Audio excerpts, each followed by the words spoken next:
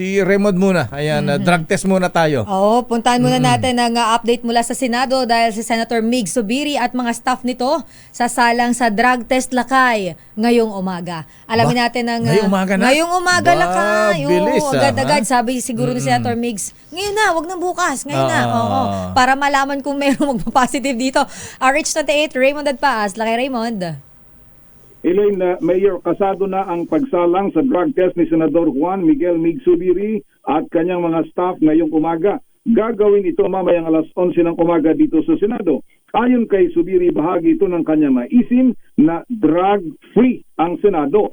Aminado ito na nalagay sa matinding kahihiyan ng buong Senado nang may napaulat na gumagamit ng marijuana na isa o manong staff ng Senador. Kaya't bilang patunay na wala sa kanilang gumagamit ng illegal drugs, ay minabuti ni Zubiri ng pangunahan ang pagsalang sa drug test. Nauna ng hiniling ni Senate Minority Leader Vicente Tito Soto III kay Senate President Chis Escudero na magsagawa ng mandatory drug test sa lahat ng mga empleyado ng Senado. Ito ay para sa moral at efficiency ng mga Senate employees na napagdudahan dahil may gumagamit umano ng marijuana. Samantalang Mayor at Elaine, ay hanggang bukas naman yung palugit na 5 araw para kay Miss Nadia Montenegro na magsumiti ng kanyang written explanation batay sa kahilingan ng office ni Senador Robin Padilla. Raymond. Mayor. Ayan, si Senator Robin Padilla, wala bang balak magpa-drug test din ang kanyang mga tauhan? At siguro pangunahan na niya.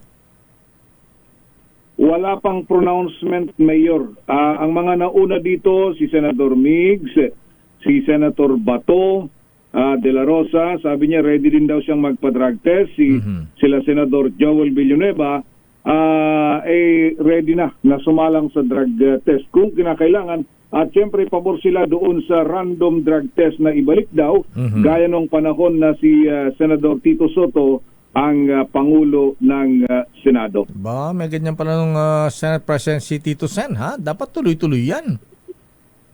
Yun nga ang binabanggit niya, Mayor, naputol daw nung hindi na siya ang Senate President. At kaya hiniling niya, nagpadala siya ng sulat kay SP Chis Escudero at kinonfirm naman ni SP Chis na natanggap na niya yung sulat at ito ay kanilang aaksyonan kung ano yung magandang gawin para lahat sa kabutihan, hindi lang ng mga empleyado, pati na rin ng mga senador.